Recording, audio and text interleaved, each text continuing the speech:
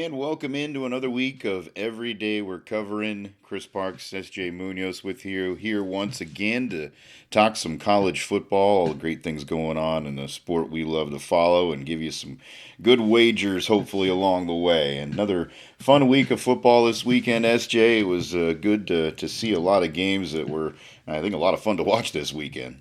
Yeah, some good ones and a little bit shaky as far as our picks go to start, but we finished strong, so I think we did all right. And still looking on the better side of that 500 ledger so far this season.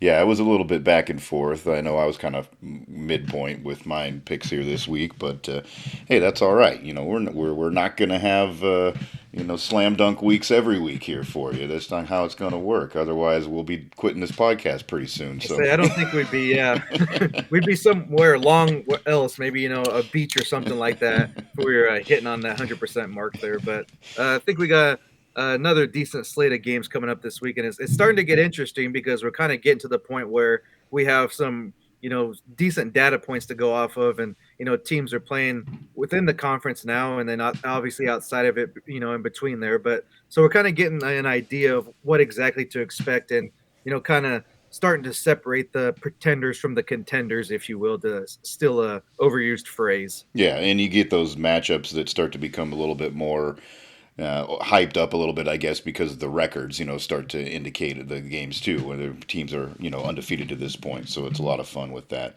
And as we get rolling here, of course, we got to let folks know what's keeping us lubricated and intelligent here as we're doing this podcast for you. I pulled one out. I had a few of these here yesterday. I did go to Ames, watched my Iowa State Cyclones pull one out in the Desperation Bowl against Oklahoma State, so it was fun. But this is always a good summertime beer, and since we're kind of saying goodbye to the end of the summertime season, I had a few of them. Bell's Oberon Ale. It's kind of a orangey type flavor, almost that Blue Moon esque type of beer. But it's a great summer beer. Love this one, so I always kind of keep that in the rotation. How about yourself? Yeah, maybe it was the weather this weekend. I know a lot of places kind of dealt with some gray days and some cloudy and just some rain. I'm not a big fan of rain. I know everyone's got to tell you we need the rain. I get it, but I'm not a big fan of rainy days. But kind of just along those lines as you, I was kind of in the mood for a summer type beer too. And for me, summer type or nice days, you can't go wrong with their cerveza. So I went with the Pacifico, a classic, man. I know it kind of got to be the hipster thing to do the Modelos and the Coronas and things like that, but for me, one of the more underrated is Pacifico. Nice, crisp, clean taste. So I can't go wrong with that. But I am still supporting the local economy. I got my Boulevard pint glass too. So I'm helping the small guy out as well. There you go. Yeah, yeah. Pacifico's good stuff. Like that beer. Oh, yeah. It's a good one. I had a buddy that one of the early trips that he took with his wife to Mexico, he said that he brushed his teeth in the morning with Pacifico because it was cheaper than buying the water. Damn good way to start the day, right? That'll kick you in gear. We're going to get into some picks here in a little bit as well, but first off, let's recap how we did last week for you.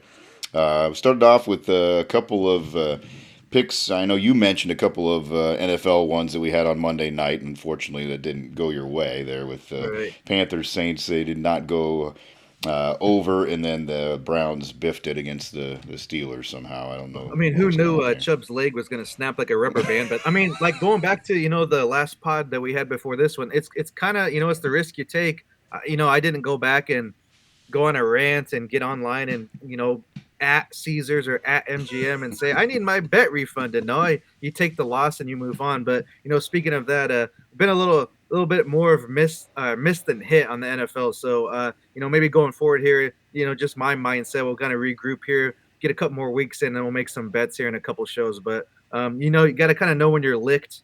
That's kind of part of the game for me. Yep. So you got to regroup. We'll come back. We'll hit it hard here in a couple weeks. But kind of stick with the college game. Seems like a little bit more success there, just to help the listeners out. We want to get you some good quality info here. And right now the NFL is kicking my arse. Yeah, not good. And that injury was unfortunate. That's that stuff. Hopefully he can come back and play again. But man, he's had a couple bad ones in his career. College games, we kind of had a mixed bag here for you last week. I know a couple that I started off with. One of them did well. The Duke Blue Devils looked good again and took care of business against UConn. They covered 21 easily, 141-7. And then I missed slightly on what turned out to be a really good game. Oregon State was laying 2.5 at Wazoo, and Washington State ended up pulling that game out, 38-35. Really good game though. And actually, I think there are two pretty decent teams in unfortunate circumstances they're in. But yeah, that was a fun game to watch. There was some more that came out of that game we might touch on here in a little bit too afterwards. It was kind of fun.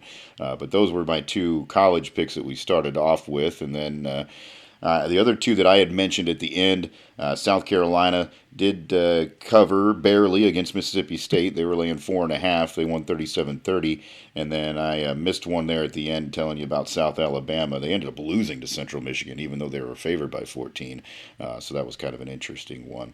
You want to touch on yours there, SJ? Yeah. Friday night just didn't go the way we planned there with Wisconsin and Purdue lighting up the scoreboards, or at least Wisconsin did. And the interesting thing about this game is, you hear all the time, I don't pay attention to the lines. That's for Vegas, or I don't read I guess they don't really say anymore because newspaper is basically non-existent, but read your press clippings, if you will, or bulletin board material on down the line. No, none of these coaches or players ever pay attention to this stuff, right? That's what they tell you. But at the same time, you got Wisconsin going for 2 to hit the overs late in the game that was not in doubt at all. So, take from that what you will. Yeah. It is what it is. I mean, I was, obviously mad that they got the overs, but do what you will. As part of the game. I guess hats off to them for taking that risk late in the game. Yeah. Again, Yeah. I was not exactly in doubt, like we said before, but what have you. But did rebound with Florida State. I mean, they had a tight one there. Clemson actually looked rather impressive and kind of more of what you thought they might be like heading into this season. So maybe there's something. I know you don't want to. It's a loss, still a loss, but maybe something that they can build on there. But Florida State did cover the 1.5, and then last night Ohio State getting that late touchdown there. I'm sure Notre Dame fans are having nightmares in the moment of the Bush push. Maybe it was going to be another moment like that. It wasn't exactly that, but still a late touchdown to hit the money line there. And then lastly, my last pick I got right was North Carolina covered the 6.5 at Pitt. I did miss on Kansas. Props to them covering the 8.5 or winning by more than 8.5 against BYU. Looked really good. I mean, so far they've done what they needed to do. Maybe at times they've been impressive, maybe not all the way through, but 4 games, 4 wins. So they're looking maybe like it wasn't a bit of a fluke that maybe last year, because they started 6-0, lost the next 6. Looks like maybe the injury to the quarterback Daniels had more to do with that than it did the team itself.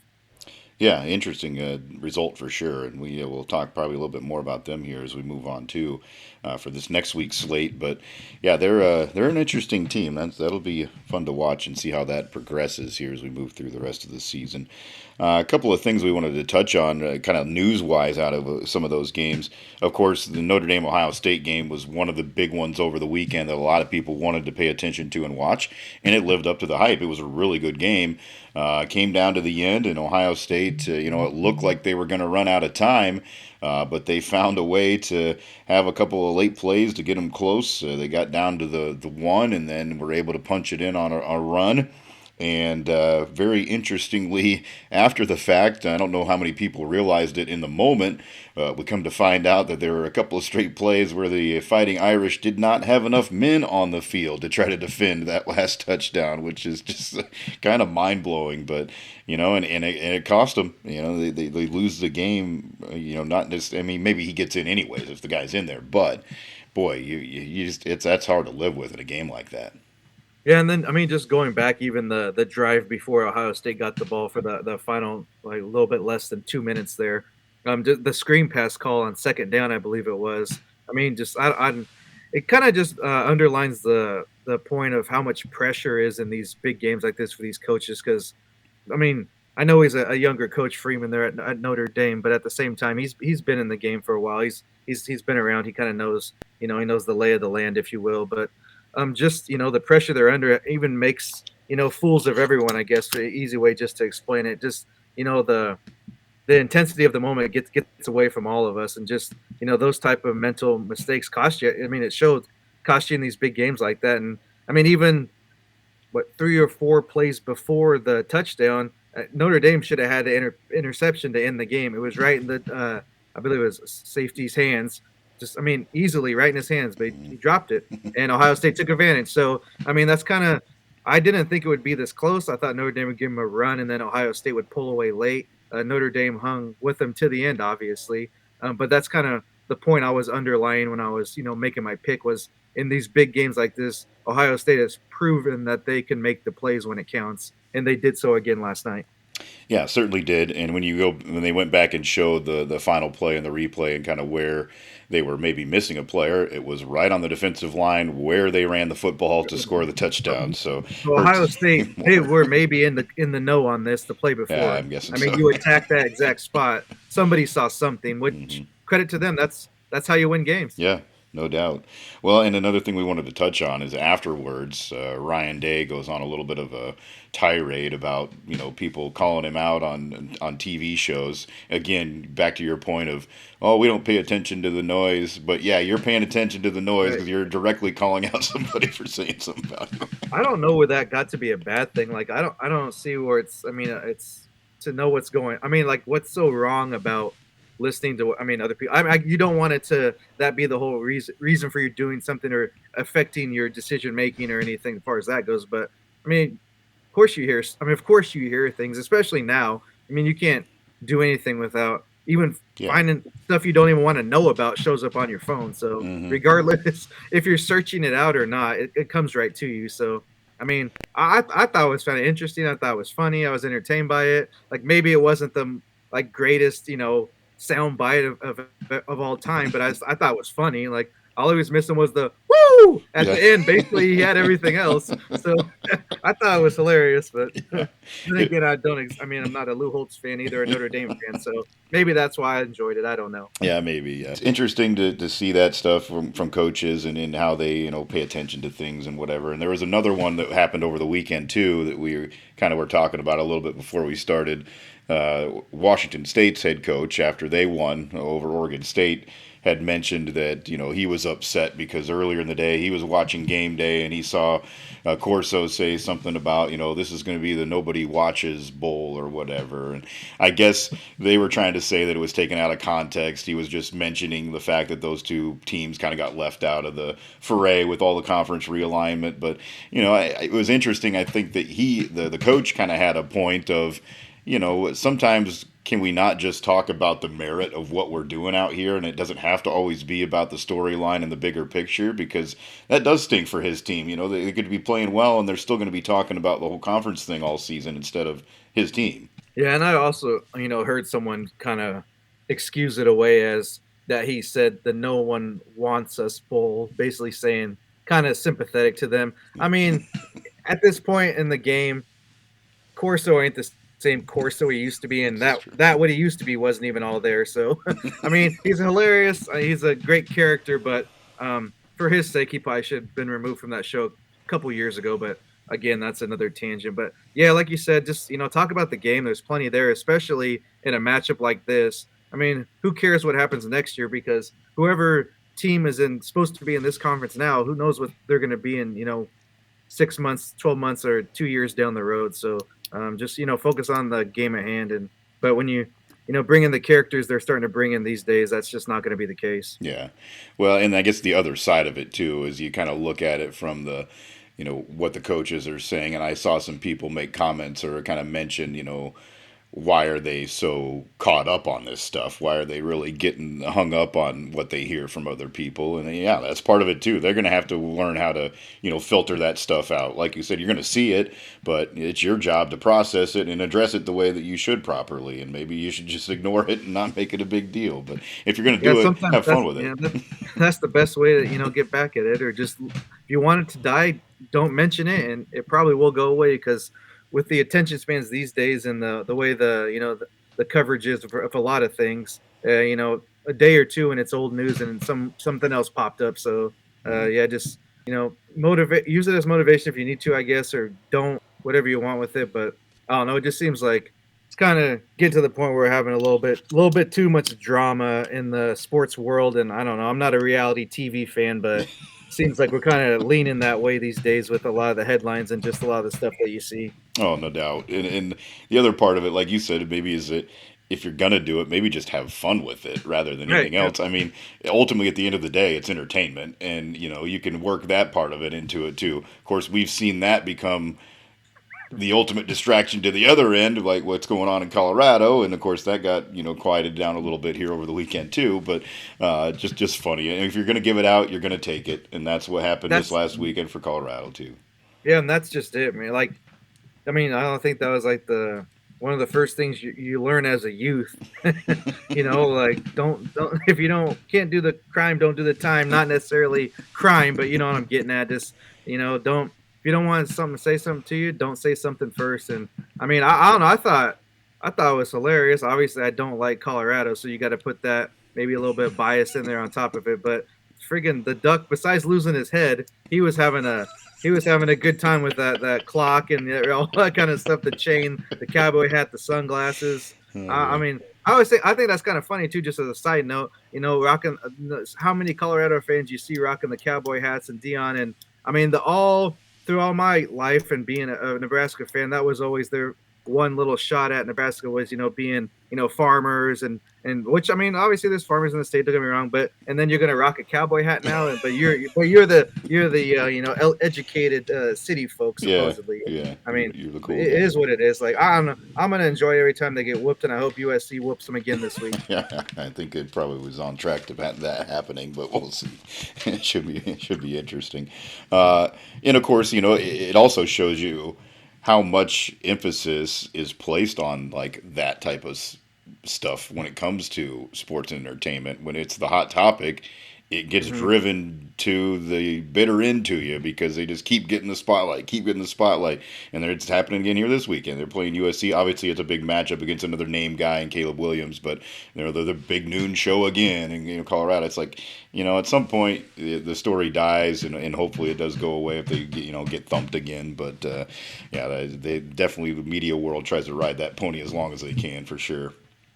Oh yeah, Fox sold out on that one. That there's nowhere to go but down from here. They're totally all bought in, and I understand that the schedule's made beforehand, and TV times change and that sort of thing. And of course, it's still a game probably worthy of the spotlight. They just had one loss. They still have a decent record.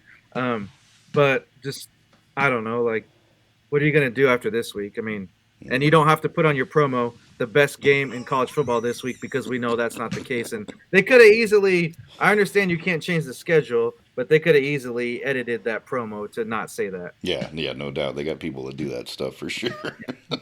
Well, they should. I don't know. Sometimes you wonder. Yeah, well, true, true enough. Before we move on here into our picks, I just wanted to point out a couple of other games as far as maybe some nice results this past weekend for teams. Of course, a lot of eyeballs were on the Ole Miss Alabama game as well.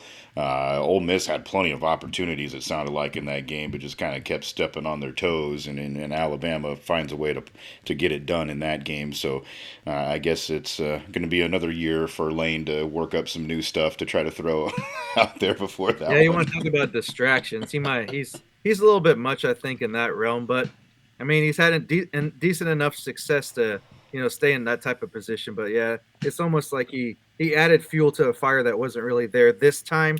In the past, maybe it was a little bit different, but I think he'd have been better suited just kind of lay in the weeds with it this time. Was Alabama was kind of a wounded animal heading into the game, but they got their minds right before this week, obviously. Yeah. Another one that kind of slipped under the radar ended up being a very low scoring affair, which is kind of surprising. Utah pulled it out by a touchdown over UCLA 14-7. So pretty good win there for the Utes. Those are two decent teams, I think, at least. And that was kind of a game that kind of slipped away from everybody's attention a little bit, I thought. And then also one that I thought was interesting, just the result. I didn't know the game wasn't going to be that exciting, but boy, Texas put a hurting on Baylor. When it looked like Baylor maybe had kind of resurfaced themselves after that early loss, boy, they go right back down the hole. That was not a good outing there for the Bears at all. No, it's Texas kind of needed one of those too. I mean, obviously they had the big win over Alabama, but maybe a little bit of a sleepy game against Wyoming the week after, and even at times early in the season they hadn't necessarily been running away from teams that they should have. So that was kind of one of those games where you said, okay, they're for this year they might do something here, some damage late in the season. Yeah, for sure. Well, let's dive into what we're going to look at here for you this week with our picks, and we'll kind of maybe just go back and forth here. I'll start it off and lead off with one. And actually, we were kind of comparing notes here before we started, and we'll just throw this one out there because we both had it on our list and both agreed. The Washington Huskies have looked pretty darn impressive so far this season. I know their schedule hasn't been the most impressive thing in the world, but they're getting it done and they're winning in big fashion. They're laying 18 points as I saw it on the road against Arizona. Arizona, a team off to a decent start for their standards. They're 3-1, but also their schedule hasn't been all that tough either. But boy, Washington looks good. Yeah, I mean, kind of speaking of Arizona's schedule, I guess you'd say maybe their best win, just looking at it on paper, is a 1 point win over Stanford, who's sitting at 1-3 right now. So, like you said, just looking at what they've done and who they've faced, kind of factors into my decision as well. And also, like you said, Washington, 33 points per game they're winning by. So I don't care who you're playing against, to show up and get it done like that and put those numbers up. I kind of see another at least 20-point win, maybe pushing 30 again this week. I think they get it done easy. Yeah, that'll be fun. One I'll throw out there for you here is I liked this one once I saw it because this team is kind of angling themselves for potentially a pretty big matchup here down the road. And actually, a bigger topic related to that is, boy, Notre Dame's schedule gets pretty interesting here these next few weeks because the team I'm talking about is a couple weeks down the road potentially, and they're already 4-0 in Louisville, and they're only laying 3 at NC State. Now, again, neither of those teams, if you look at their schedule, have really played anybody too overly impressive. So Louisville's got some stuff to prove yet, but they played well so far, and I think they've got enough the way that they've looked to get it done against NC State, who's been, in my opinion, a little bit shaky in some spots where they should have played better. So that's one that I like there with Louisville. I'm going to go. We kind of talked about both of these teams here throughout the show. I like Kansas getting where I'm looking at. They're getting 17.5 at Texas. Not necessarily pull the upset or anything to that effect, which I wouldn't totally be shocked the way they've looked. But as far as the pick goes, I'm gonna pick them to cover at Texas. I know it's like we said, both teams have looked great. I just think that's a real big number for teams that are pretty familiar with each other, obviously being in the same conference. And just the thing about Kansas that I think is a little different than even last year when they've had success. I think they have a little bit more explosive on the edge than they've had in the past with receivers. I'm just making big plays, and even on the defensive side, just safeties and corners. I believe they had 2 defensive scores last week, and that's not. I mean, one might have been a special team. Excuse me. Either way, takeaways, big plays, explosive type plays like that. It wasn't something that maybe you've seen before. They always had a pretty solid quarterback, and then maybe a good to above average running back, and kind of just leaned on them, but when they've had success this year, just the big plays they've put up has kind of been impressive to me. So I think they can hang with Texas maybe even within 10 points or so. Yeah, they've kind of been a pain in Texas's behind here recently too, so that might make it a little bit more interesting. Another one I'll throw out there is, I'm not like overly confident with this game, I guess, but I kind of like the way it sets up. A&M has kind of tried to climb themselves back up off the mat. They got a nice win over Auburn last week, did it in a fairly comfortable fashion, and they're only laying 6.5 at Arkansas, a team that's been kind of struggling. Arkansas, I give them credit, they hung with LSU last week, but I'm not so certain how dominant LSU is either, the way that their early season's gone. So A&M in that spot, I like them to get that done with it being less than a touchdown. Another team we talked about a little bit ago was Oregon. I think expect them to roll again. And honestly, if anything, they might have a little bit more of an edge just based upon the backlash they've been getting for the locker room comments and then just the pregame and postgame comments from the head coach, which, like we said before already, no big deal. Just I mean, it's a game, man. Let's have some fun. Like everything doesn't have to be so damn serious. Like, let's go. I mean, we're making picks, having bets, like playing games. Let's take it for what it is. There's a lot of other things we need to be more concerned with, but that's enough soapbox talk there. But Oregon's getting 26.5 at Stanford. Kind of mentioned Stanford before, 1-3. Not they've really fallen off from what they were even just 5 or 6 years ago. I mean, I don't even. They're one of the teams that often comes up of maybe not having a at least a Division 1 program, just the way they've been going and trending. Just Hmm. there's not a lot of financial there, and then just also, do they even care about football is kind of a question that comes up, which you never want to hear that. So Yeah. I just think it'll be another big win for Oregon, and they're kind of on the. I don't know if you want to call it like a revenge tour because I don't know what happened to them, but other than the fact that people are just kind of calling them out for no good reason in my mind. Yeah. Yeah. Another one that I'm going to go to this, so I'm going to jump over to the Big 12. And this is a team I've kind of been pleasantly surprised by. And actually, if you looked at this game, you may be surprised that both teams are 3-1 right now, the way the season started. West Virginia at TCU. West Virginia's kind of bounced back nicely. They got that big win over Pitt.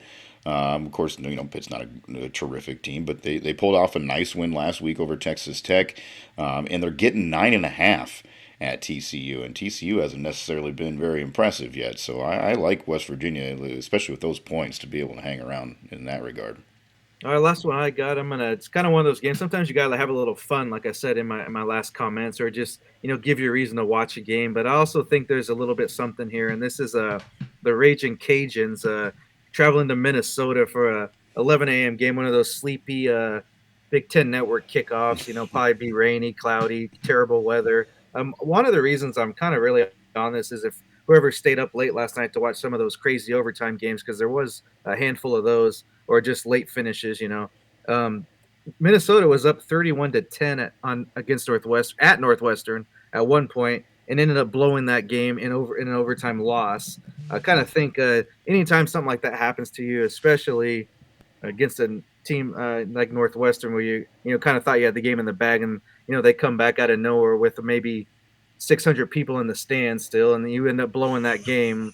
Uh, you got something. You ain't gonna be right the next week. I don't care what team you are.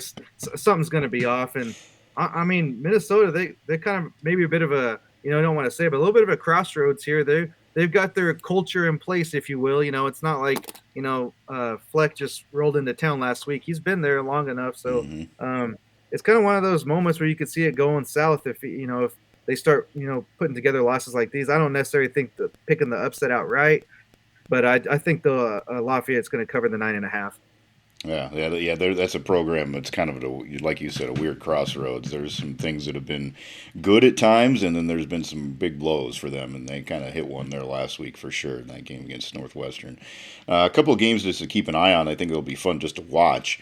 Like I said, Notre Dame's schedule gets interesting. They have to go to Duke this week after bouncing back against that big game against Ohio Yeah, State, and Duke's been really good this season. That's that's going a to be a tough fun ask. game. Yeah, definitely. Yeah. Yeah, that's the. I mean, I know you want to try to bounce back with sometimes easy to flush it and give a big game right into it, but also like you said, it's kind of. I mean, it's not exactly known for their atmosphere either. So you got to make your own energy, as they say. So it'll be a challenge, I think, this week for Yeah. Duke or Notre Dame. Excuse me. It'll Yeah. be a Yeah. challenge at Duke. At Duke, yeah, that's gonna be fun. Yeah, it's kind of odd. They were talking earlier this season, even the way that the two teams have started is that, boy, that Duke North Carolina football game might be the Yeah, more that's the exciting one game of the this year yeah. than the They basketball got the game. tents out and the camping out, eating pizza out inside the football field instead of the basketball arena. Yeah, Well, the weather could probably is going to be better that time of year, so why not? that's true. All right.